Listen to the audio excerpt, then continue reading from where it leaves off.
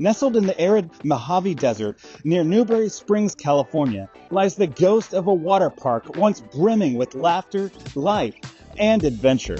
This is Rock-A-Hoola, an abandoned relic of the 1990s, a place that once dreamed of becoming an oasis in the desert. But what happened? How did this water park rise to fame only to fall into ruin? Today we're diving into the fascinating history of Rock-A-Hoola Water Park. The story of Rock-A-Hoola begins in the 1960s when Bob Byers, a local businessman, transformed his private desert retreat into a roadside attraction known as Lake Dolores. The property featured a man-made lake fed by underground springs. Visitors could camp, swim, and experience slides, all powered by nothing but gravity. It was raw, unpolished fun that drew in adventurous travelers and Route 66 road trippers. Lake Dolores was one of the first water parks in the United States, but it was a far cry from the polished parks we know today. Riders had to climb steep stairs with their mats, and the slides were simple fiberglass tubes. Still, for its time, it was revolutionary. By the late 1980s, Lake Dolores had lost its luster. Newer, more modern water parks opened, attendance dwindled, and the park closed its doors. But in the mid-1990s, a group of investors saw potential in the property. With $3 million in funding, they revamped the park, rebranding it Rock-A-Hoola to appeal to a younger, nostalgia-driven crowd. So let's see if we can take a quick walk around here and see what we can find and what's left of this cool ancient relic.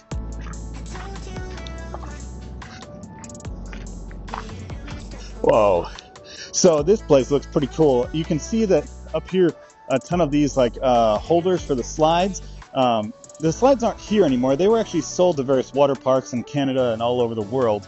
But you do have the relics like the old emptying tank for it, which is where the water slides landed.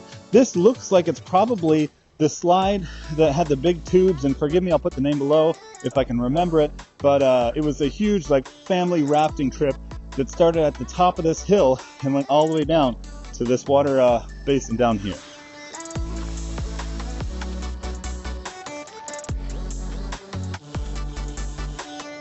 And check this out. This used to be kind of like a lazy river almost, that people would, there'd be water in and would float around the entire park, or at least this side of it.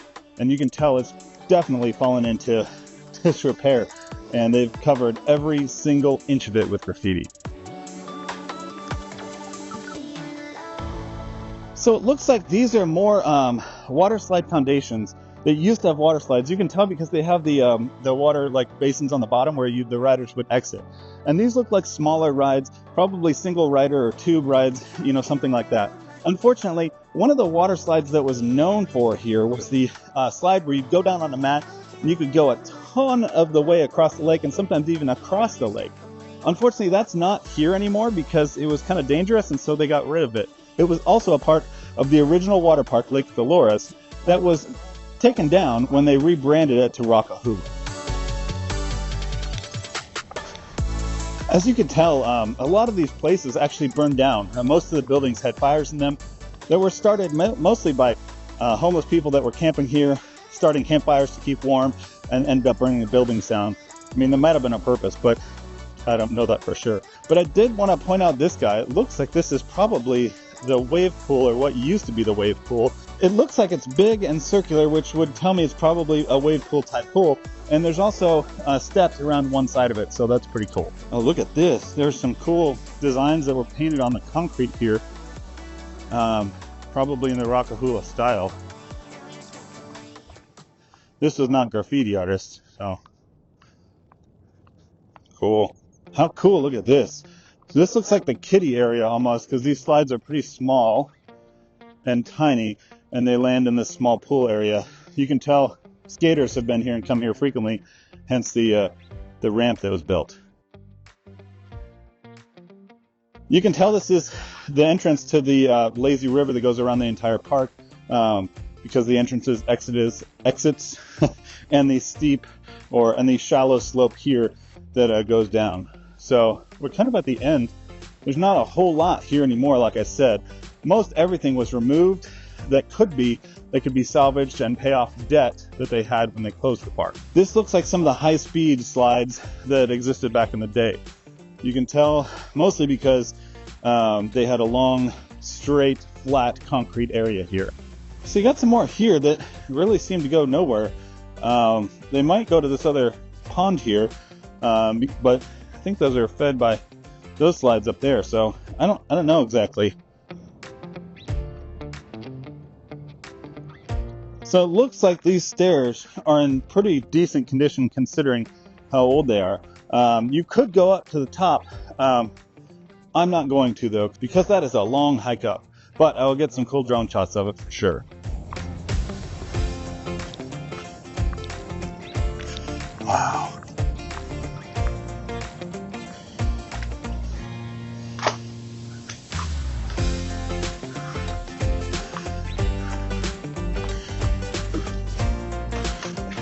This graffiti is just incredible. I tell you what, holy cow.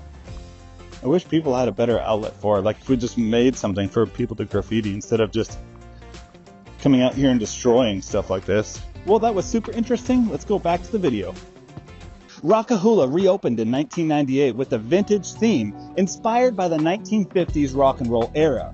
It featured a lazy river, upgraded slides, and a wave pool. The park aimed to draw in tourists traveling along I-15 between Las Vegas and Los Angeles. Despite its ambitious design, Rock-A-Hoola struggled to attract enough visitors to stay afloat. Its location, isolated in the middle of the desert, proved to be a significant drawback. The final blow came in 1999 when an employee suffered severe injury while using a slide after hours, leading to a massive lawsuit.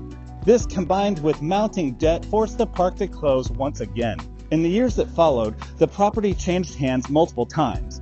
It reopened briefly as Discovery Water Park in the early 2000s, but never regained its former popularity. By 2004, it was permanently abandoned. Today, Rock-A-Hoola stands as a haunting reminder of its past. Its once vibrant attractions are now canvases for graffiti artists.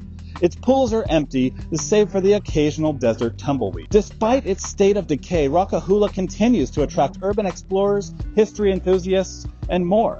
For some, it's a nostalgic trip down memory lane. For others, it's a sobering symbol of ambition that fell short. The story of Rock-A-Hoola is one of dreams, reinvention, and ultimately abandonment. It's a piece of California history left to the element, a reminder that even the brightest ideas can fade with time. What do you think the future holds for the desert relic here? Let me know in the comments below. Thanks for joining us on this journey through Rock-A-Hoola's past. Don't forget to like, subscribe, and hit that notification bell for more deep dives into forgotten places like this one. See you in the next one.